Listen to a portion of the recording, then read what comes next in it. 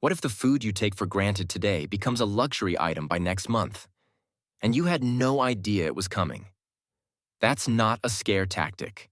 That's exactly what's unfolding across grocery stores right now, and most people are completely unprepared. Supply chains don't collapse in a single dramatic moment. They erode quietly, week by week, until one day the shelf is bare and the price tag makes you do a double take. I've spent months tracking these patterns across agricultural reports, distributor data, and conversations with people inside the food industry. What I found was genuinely eye-opening. And by the end of this, you'll understand exactly which foods to prioritize and how to shop smarter before the window closes. Let's get into it, starting with number 1. Fresh berries. Picture your morning routine. Smoothie, fruit bowl, whatever it is. Now imagine paying more for a small container of strawberries than you would for a sit-down coffee.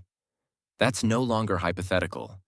Berries are rapidly shifting from everyday produce into premium territory, and the pace of that shift is faster than most shoppers realize. A pound of strawberries recently crossed the $8 mark at several major retailers, and that number is likely to climb. According to agricultural trade reports, extreme weather has wiped out between 60 and 80% of harvests in some of the most critical berry-growing regions in the country. But weather isn't the only problem. There's a severe labor shortage in farming areas that's making things significantly worse. Berry harvesting is time-sensitive work. Once the fruit is ripe, farmers have roughly a 72-hour window to get it picked before it's unusable. Without enough workers available during that window, the crop is simply lost. No harvest, no supply. It's that direct. A food safety consultant with ties to major industry organizations explained that migrant labor policies have created real workforce gaps at exactly the wrong time of year. The practical advice here is straightforward. When you spot berries priced under $4 per container, buy extra and freeze them immediately. Properly frozen berries retain nearly all of their nutritional content and can save you a significant amount of money as prices continue rising. Moving on to number 2. Avocados. If berries surprised you, avocados might actually be the more alarming story. These fruits have become so central to modern eating that any disruption to their supply feels immediate. And right now, the disruptions are stacking up. Roughly 80% of the avocados consumed in the United States come from Mexico, which means trade policy shifts have an outsized effect on availability and cost. Economic data suggests that new import tariffs, if introduced, could push avocado prices up by 25 to 30% almost immediately. Not gradually, but overnight. A California-based importer with 15 years of experience in the business described weeks where he received only half of what his retail and restaurant clients had ordered. Established, profitable restaurants are calling him personally just trying to secure a few cases. That's how tight things have become.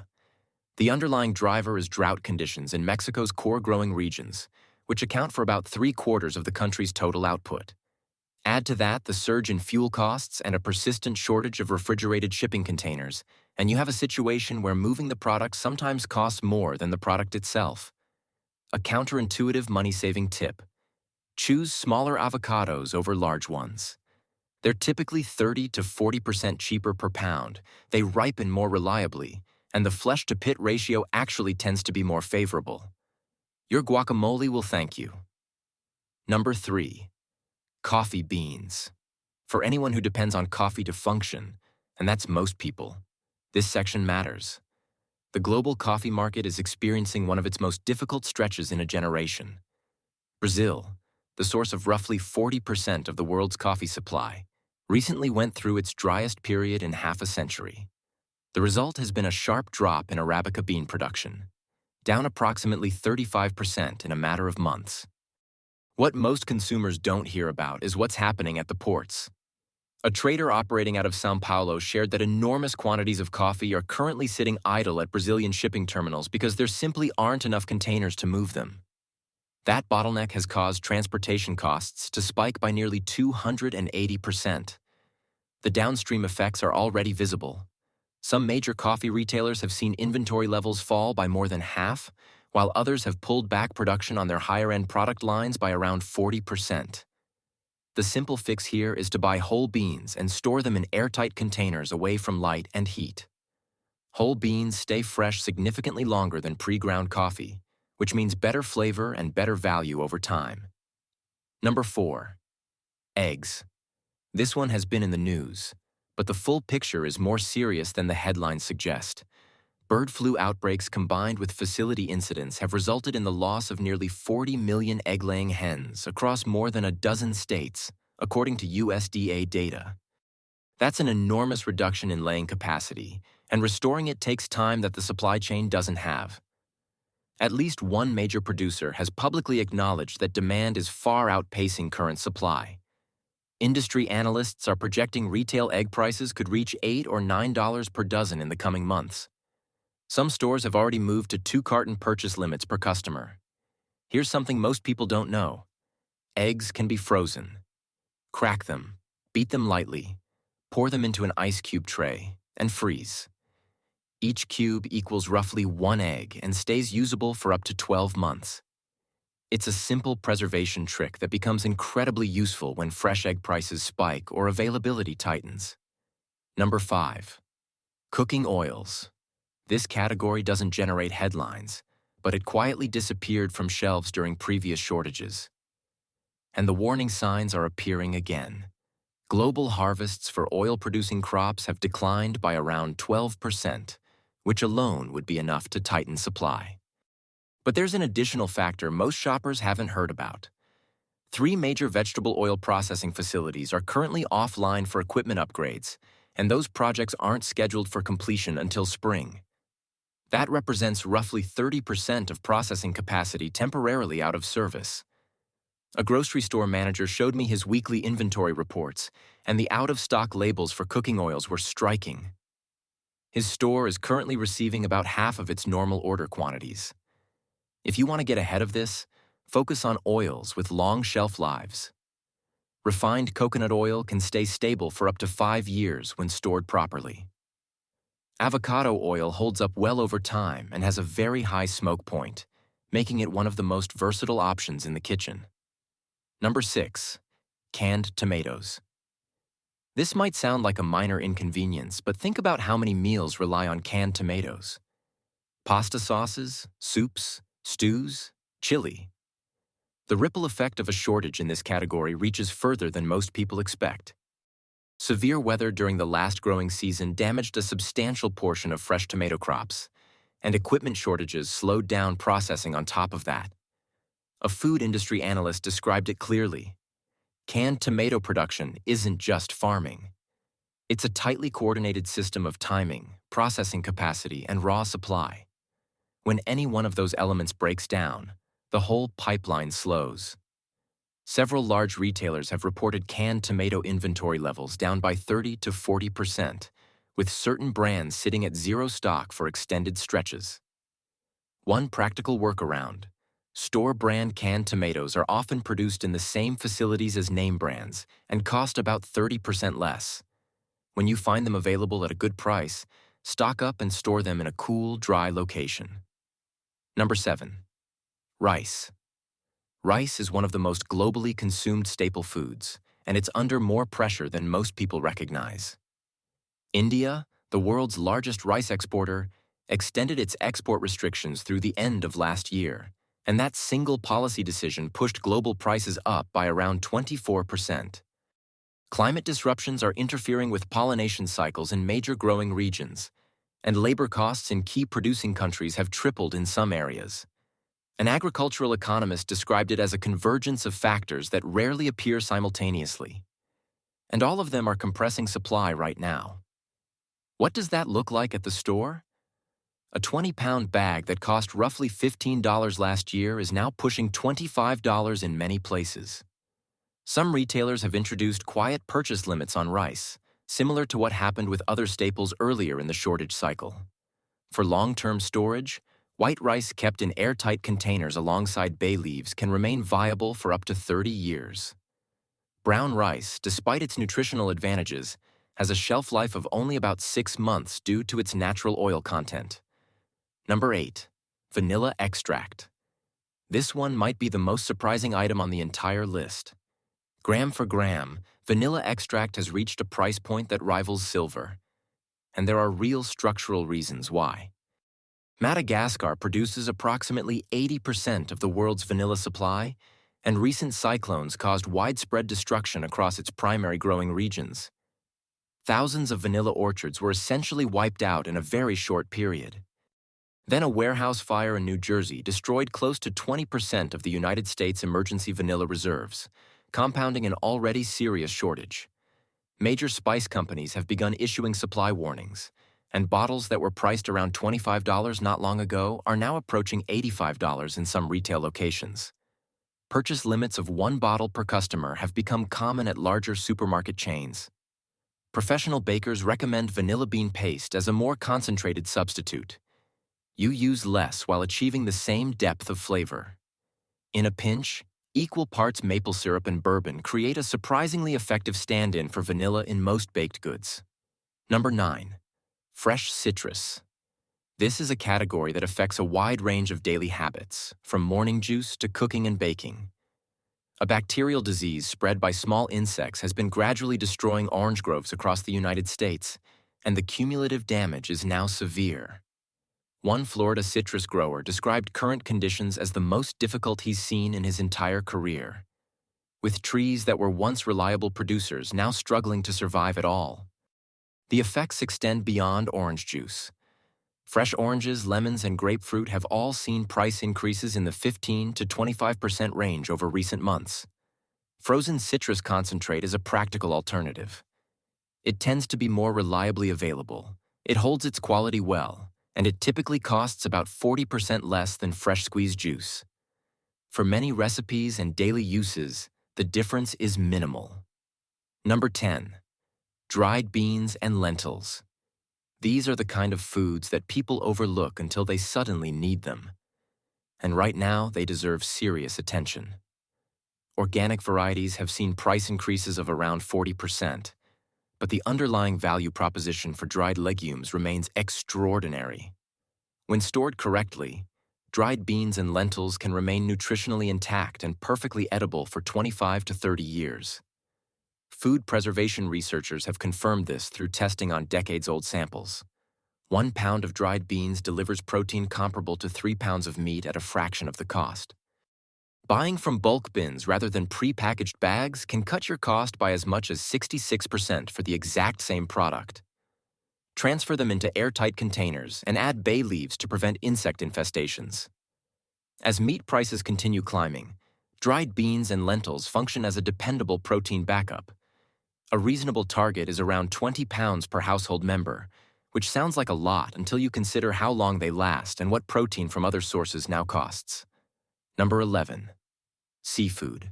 The seafood supply chain is under strain from multiple directions simultaneously. A significant portion of American seafood imports come from overseas, and any trade friction creates immediate ripple effects. Refrigerated shipping has become dramatically more expensive due to longer transit times and specialized handling requirements. A seafood distributor shared order fulfillment numbers that were striking.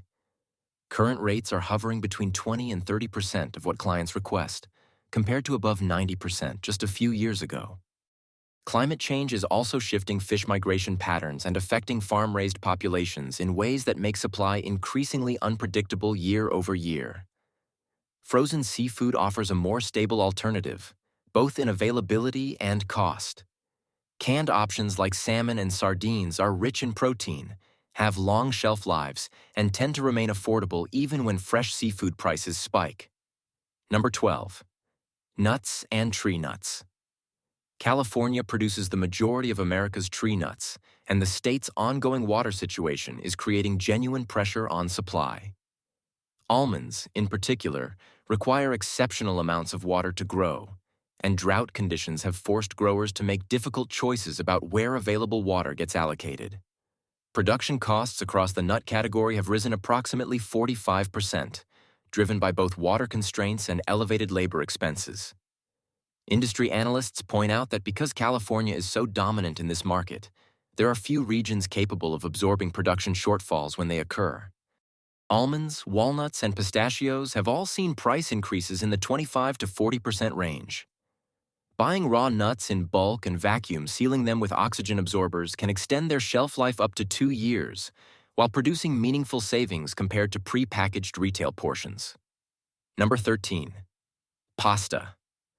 Pasta is directly tied to global wheat prices, which have climbed roughly 23% due to production challenges in major growing regions. The first thing to disappear from shelves during a wheat-related shortage is always specialty shapes. Manufacturers prioritize high-volume basics like spaghetti and penne when raw material becomes scarce, while less common shapes get cut from production.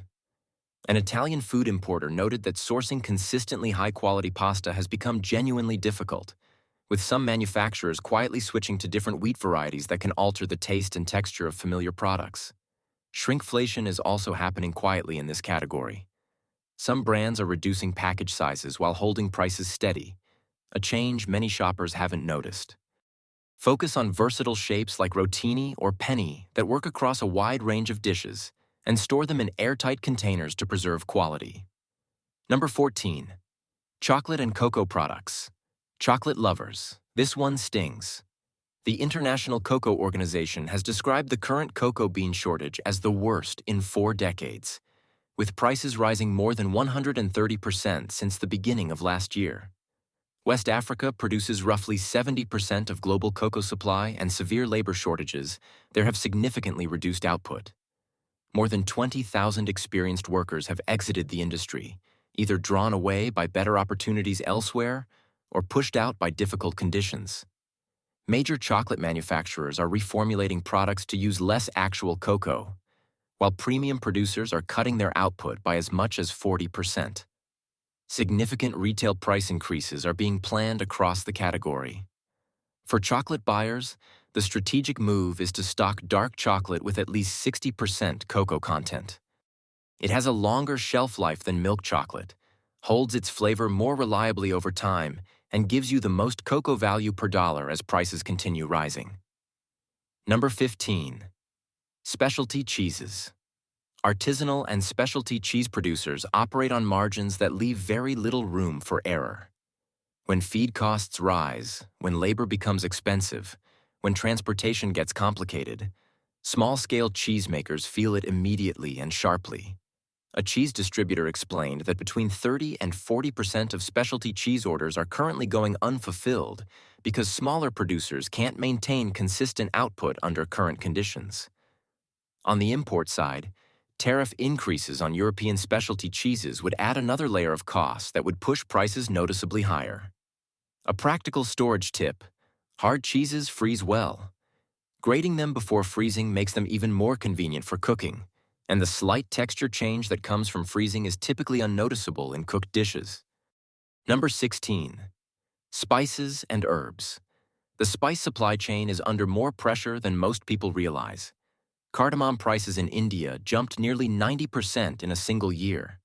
Vanilla, as already discussed, has reached extraordinary price levels.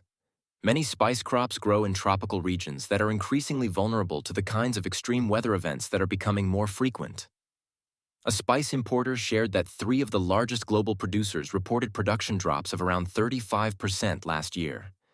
With those same producers forecasting continued shortages, prices in some spice categories could double or triple within the next year or two. One thing worth knowing: whole spices last 3 to 4 years, while pre-ground versions typically only maintain quality for about 6 months. Buying whole and grinding as needed, stored in airtight glass containers away from heat and light, is both a quality and an economic decision. Number 17. Canned vegetables. Extreme weather damaged roughly 23% of fresh vegetable crops globally last year, and canned goods supply is feeling that directly. The canning industry operates on rigid seasonal windows. If fresh crop yields are low during peak harvest, there is no way to compensate for that later in the year. A food processing executive explained it plainly. Lower harvest volume in summer means lower canned inventory by winter. On a more encouraging note, canned vegetables retain up to 85% of their nutrients even after 2 years of storage. They're more stable than many consumers assume. Buying during quarterly sales cycles, which typically occur in January, April, July, and October, is a reliable way to build supply at lower cost. Store cans in a cool, dark location around 65 degrees Fahrenheit to maximize their shelf life. Number 18, frozen foods. Frozen vegetables are getting squeezed from both ends. Agricultural losses have reduced the raw supply. Severe frost damaged roughly 40% of broccoli and cauliflower crops in the Midwest, while flooding in California destroyed approximately 60% of green bean fields. At the same time, the energy costs required for processing, freezing, and transporting these products have increased substantially. The same equipment upgrade situation affecting oil processing is also taking vegetable processing capacity offline temporarily. One pattern worth knowing: store-brand frozen vegetables tend to disappear from shelves first during shortages, because suppliers prioritize fulfilling name-brand contracts when supply is tight. Freezing fresh vegetables at home when prices are low is an effective workaround that can save around 40% compared to buying pre-packaged frozen products. Number 19, baby formula. This is a category where the stakes are uniquely high and parents need to be proactive rather than reactive.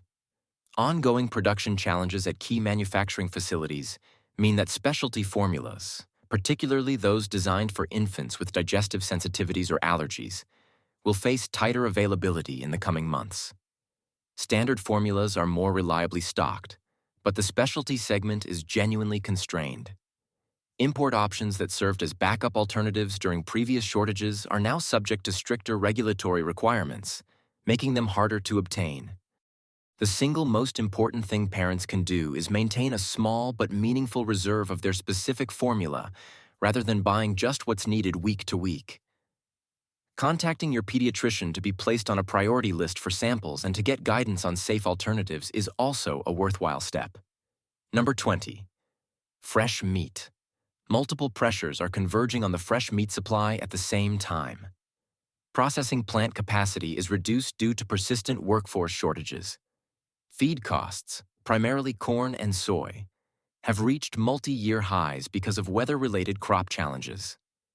Transportation for fresh meat is both expensive and time-sensitive, requiring strict refrigeration and precise scheduling that adds cost at every step. The combined effect is price increases of 15 to 25% across most meat categories. Switching to less commonly purchased cuts is one of the most effective ways to manage the cost impact. Chicken thighs, for example, typically cost around 40% less than chicken breasts and deliver comparable protein along with arguably better flavor. Less popular beef and pork cuts follow a similar pattern. Significant savings for very little sacrifice in nutritional value. Number 21, organic produce. Organic farming faces the same weather and labor pressures as conventional agriculture, but with less flexibility to adapt. Certification requirements limit the pest and crop management tools available to organic farmers, which means when conditions get difficult, their options are narrower. Labor costs hit organic operations especially hard because these farms tend to rely more on manual cultivation rather than mechanized processes. Price premiums for organic produce are rising well beyond historical norms as supply tightens. The most strategic approach is to focus your organic spending on items where reducing pesticide exposure genuinely matters, specifically the items that consistently appear on high pesticide produce lists. That way, you're getting the real benefit of organic without paying the premium on everything. Number 22, honey and natural sweeteners. Bee populations have declined by around 30% in major honey-producing regions, and the implications go beyond just honey supply. Climate disruption is altering the pollination patterns that bee colonies depend on, while pesticide exposure continues to harm hive health. With sugar prices volatile and artificial sweetener supplies facing their own pressures, natural sweeteners are quietly becoming more valuable, both economically and practically. Here's something remarkable about honey. It essentially never spoils. Its natural chemistry prevents bacterial growth, which is why archaeologists have found edible honey in ancient storage vessels. Stored in sealed glass jars at room temperature. If it crystallizes, that's actually a quality indicator. Gently warming the jar in water will return it to liquid form. Honey serves as a genuinely long-term pantry asset in a way that few other foods can. That's the full list of 22 food categories experiencing real supply and pricing pressure right now. And the key message across all of them is the same. This isn't about panic buying or clearing shelves. It's about understanding what's happening and making small, consistent adjustments to how and when you shop. Build your reserves gradually, starting with the items your household actually uses regularly.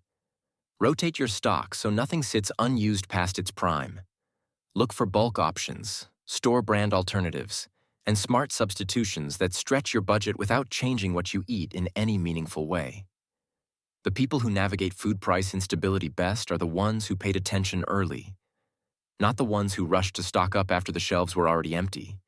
If this breakdown gave you a clearer picture of what's going on in the food supply right now, do me a favor and hit the like button. It genuinely helps more people find this kind of content. And if you want to keep tracking these trends as they develop, make sure you're subscribed to my channel. We'll keep watching these developments and bring you the practical information you need to stay ahead of them.